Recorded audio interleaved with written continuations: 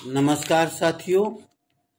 माँ भारती की सेवा में सर्वोच्च न्यौछावर करने वाली वीर सपूतों, स्वातंत्र समर की ज्ञात अज्ञात सेनानियों को शत शत नमन। और हम इस विकसित भारत की उन तमाम सैनिकों, उनके परिवारों और भारत के समस्त नागरिकों को 78वें स्वतंत्रता दिवस के पावन अवसर पर हार्दिक हार्दिक शुभकामनाएं प्रेषित करता हूं। साथियों, आज 15 अगस्त 2024 का शुभ दिन है, जिस दिन हम अपनी उन अनगिनत स्वतंत्रता संग्राम सेनानियों की अथक प्रयास, उनके बलिदानों को याद करते हैं, जिनकी वजह से आज हम खुली हवा में सांस ले रहे हैं। हम यदि पीछे जाएं और आकलन करें कि 15 अगस्त 1947 की पहले हमारी क्या स्थिति थी, तो हम पाएंगे कि हमारा भारतवर्ष अंग्रेजों के अधीन था। 15 अगस्त 1947, 15 अगस्त 1947 को ये भारत देश अंग्रेजों से आज़ादी प्राप्त की थी। और इस आज़ादी में हमारे स्वतंत्रता संग्राम सेनानियों ने अपनी प्राणों उत्सर्ग का जो सर्वोच्च बलिदान दिया था, उसको हम शत शत नमन करते हैं। उनके प्रति ये पूरा समग्र राष्ट्र भारतवर्ष कृतज्ञता व्यक्त करता है और उनकी प्रति अपनी श्रद्धा सुमन अर्पित करता है। साथियों, हम यदि 15 अगस्त 1947 की बाद हम यदि याद करते हैं कि हमारी क्या स्थिति थी, तो हम पाते हैं कि स्वतंत्रता की 77वीं वर्षगांठ का ये ऐतिहासिक दिन सिर्फ एक तारीख नहीं, बल्कि स्वतंत्र भारत की नींव रखने वाली अपने राष्ट्र नायकों में असंख्य शहीदों के प्रति कृतज्ञता व्यक्त करने का, उन्हें याद करने का, उनकी उपलब्धियों पर गर्व करने का और भारत को विकसित बनाने का जो उनमें जज्बा था, उसको हम प्रणाम करते हैं, उनको हम याद करते हैं। साथियों, हमें आज़ादी के वक्त भारत की आबादी सिर्फ 34 करोड़ थी, लेकिन आज हम चीन को पीछे छोड़कर हम पूरी दुनिया में सर्वाधिक आबादी वाली देश हम भारतवर्ष बन चुका है। उस वक्त देश का सकल घरेलू उत्पाद भी करीब 2.5 लाख करोड़ रुपए था, जो आज करीब 300 लाख करोड़ के पास पहुंच गया है। भारत की तब की साक्षरता दर 12% थी, जो आज हम 75% के आंकड़े को भी पार कर गए हैं। इसके अतिरिक्त हम पाते हैं कि जिन देशों के पास सोना अधिक है, उन देशों की शुमार में यदि 20 देशों की बात करें, तो उसमें हम भारत को सऊदी अरब, ब्रिटेन और स्पेन जैसे देशों से आगे रखना देश की अर्थव्यवस्था के प्रति वैश्विक भरोसे का ही प्रतीक है। निजी अंतरिक्ष स्टार्टअप इस अग्नि द्वारा अग्निबाण रॉकेट का प्रक्षेपण भी देश के लिए गर्व की बात है, जो उद्यमियों को इस क्षेत्र में उतरने की प्रेरणा देता है। ग्लोबल फायर पावर की रिपोर्ट के मुताबिक अमेरिका, रूस, चीन के बाद भारत के पास दुनिया की चौथी सबसे मजबूत सेना है। भारत अभी दुनिया की 5वीं सबसे बड़ी अर्थव्यवस्था है और जल्द ही इसके तीसरी सबसे बड़ी अर्थव्यवस्था बनने की उम्मीद है। इन उपलब्धियों के बीच प्रधानमंत्री श्री नरेंद्र मोदी जी आज जब लगातार 11वीं बार लाल किले से राष्ट्र को संबोधित करेंगे, तो निश्चित ही उनके सामने देश को आगे ले जाने का रोड मैप होगा। पिछले करीब एक दशक में देश के लगभग 25 करोड़ लोगों का बहुआयामी गरीबी से बाहर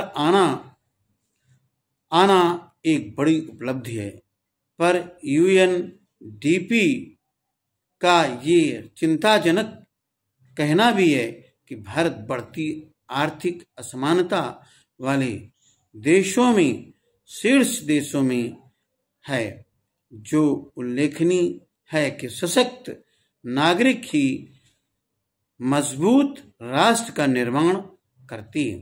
पिछले कुछ वक्त से देश में संविधान को लेकर चल रही बहसों पर राजनीति तो खैर अपनी जगह है, लेकिन आज़ादी का ये दिन विकसित भारत की ओर बढ़ने के साथ राष्ट्र में आने वाली चुनौतियों को हराने और अधिकारों के साथ कर्तव्यों के प्रति सजग रहने का संकल्प होने का भी अवसर होना चाहिए।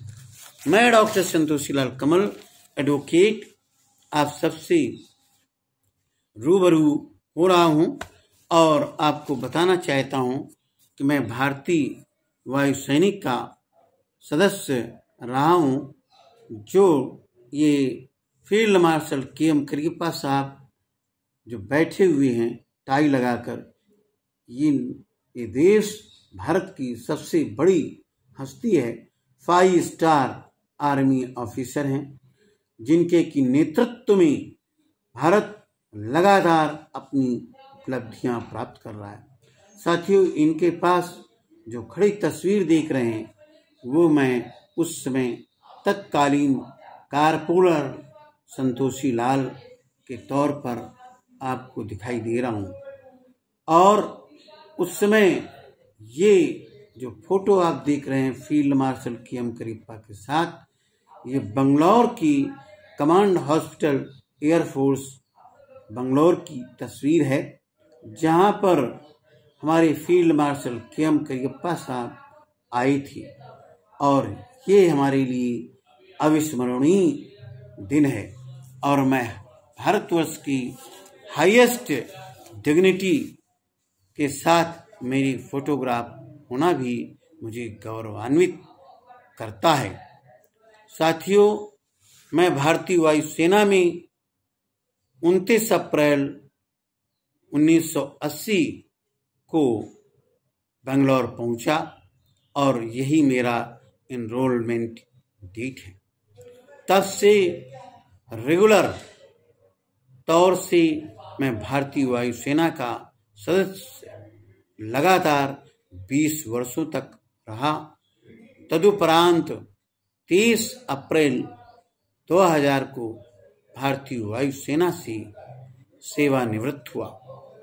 वहां से रिटायरमेंट के बाद 10 सितंबर 2001 को मैंने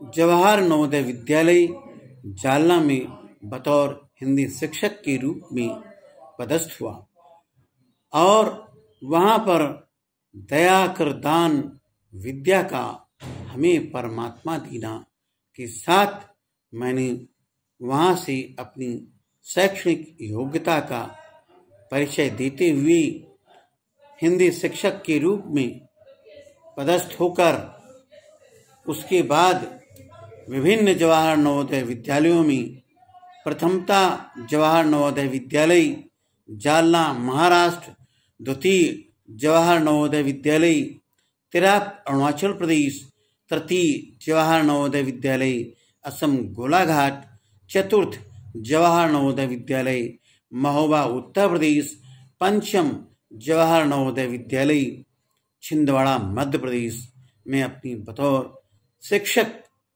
की भूमिका अदा की।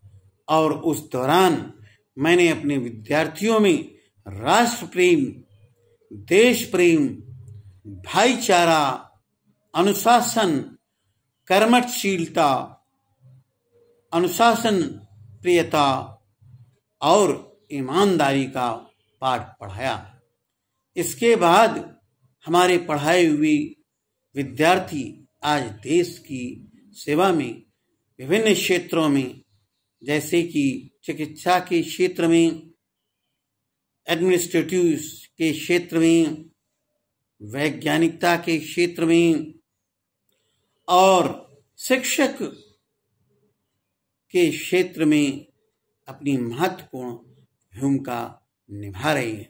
साथियों, हम सब इस देश के नागरिक हैं और हमारा देश सर्वोपरि है।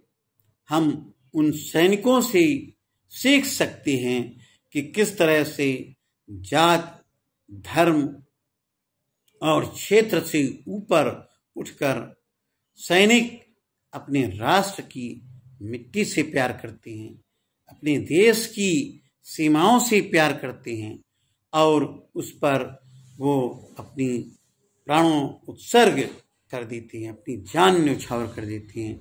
ऐसे वीर सैनिकों, उनके परिवारों और उनके समस्त माता पिता, भाई बहनों, उनके रिश्ते नातेदारों और यूं कहे माँ भारती के उन लाल को, उन युवकों को, उन नौजवानों को सत सत सलूट करता हूँ, जिनके अदम्य साहस, कर्तव्य परायणता, ईमानदारी, अनुशासन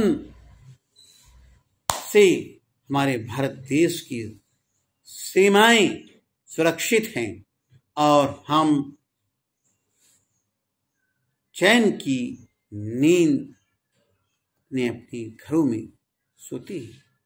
उनके बलिदानों से हम सब उनके प्रति कृतज्ञता व्यक्त करते हैं। आज अनगिनत, अगणित, ज्ञात अज्ञात स्वतंत्रता संग्राम सेनानियों को और अपनी सैनिकों जो सीमाओं पर भारत की रक्षा हेतु अपने प्राणों का उत्सर्ग किया है, उनको शत शत नमन करते हैं। इस विकसित भारत को आगे बढ़ाने में उनके योगदान की सराहना करते हैं। साथियों, हम सभी भारत के नागरिक अपने अपने क्षेत्र में अपने अपने तरीके से भारत देश की सेवा में संलग्न हैं। हम सब भारतवासियों को इस 78वें स्वतंत्रता दिवस के पावन अवसर पर बार बार बधाइयाँ प्रेषित करते हैं और आशा करते हैं कि हम सब अपने पड़ोसी देशों के बीच जो हलचल हो रही है उसको ध्यान में रखते हुए हम निरंतर प्रगति की ओर अग्रसर हों, विश्व में शांति दूत बनकर प्रेम, सौहार्द, सहिष्णुता, भाईचारा का पाठ पढ़ाते रहें और इस पूरे विश्व में हम सर्वोच्च स्थान प्राप्त करने में अपने सभी देशवासियों की सहभागिता का आह्वान करते हैं। साथियों,